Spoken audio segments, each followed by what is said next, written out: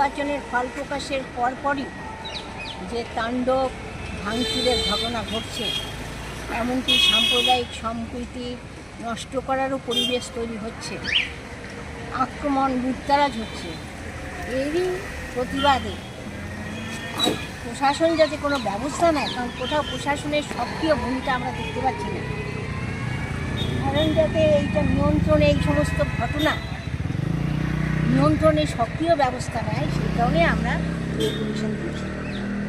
কথা হলো ইসির সাথে? হ্যাঁ, কথা হয়েছে।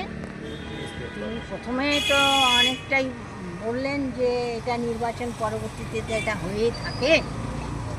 হ্যাঁ, আমরা কত পুলিশ ভ্যান দিয়েছি, কত পুলিশ দিয়েছি, সেই সংখ্যাগুলো উনি বলার চেষ্টা করলেন। ওনার বলার পরে যেটা আমরা বললাম সেটা হলো, আমরা তো ফলে পরিচয় পাবো। এত বড় একটা গণতন্ত্রের উৎসব চলে গেল, আর উৎসবের পরেই দেখছি বিরোধীরা তাদের ভোট দেওয়ার অপরাধে তাদের উপর আক্রমণ, তাদের বাড়িঘর লুটতরাজ, তাদের নথিপত্র লুটতরাজ।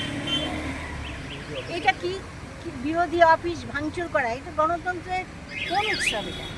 এবং দুষ্কৃতীরা কী করে নিজেদের হাতে আইন তুলে নিচ্ছে? ফলে এটা অনেক বছর ধরে হয়ে আসছে, তাই বলে এটা চলতেই থাকবে এ তো হতে পারে না। তাহলে পুলিশ প্রশাসন কোথায়? তাদের দেখা আমরা পাচ্ছি না কেন? আজকের ঘটনাও বলেছি, টাকা গাছে যেভাবে ভাঙচুর হয়েছে একটা বাড়িতে 40 মিনিট অন্তত লেগেছে দিনে দুপুরে।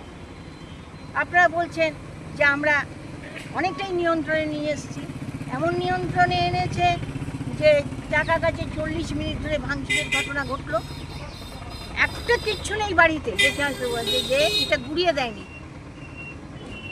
তারপরে ঘটনার দিনই, মানে যেদিন নির্বাচনের ফল গণনার দিন 3টের সময় আক্রমণ হয়েছে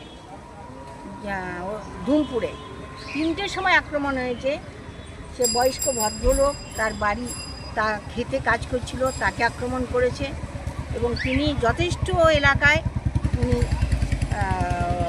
ভালো মানুষ বলে পরিচিত, তাকে অন্য জায়গায় আমরা আশ্রয় রেখেছি, অন্য জায়গায় আশ্রয় নিতে তিনি বাধ্য হয়েছে।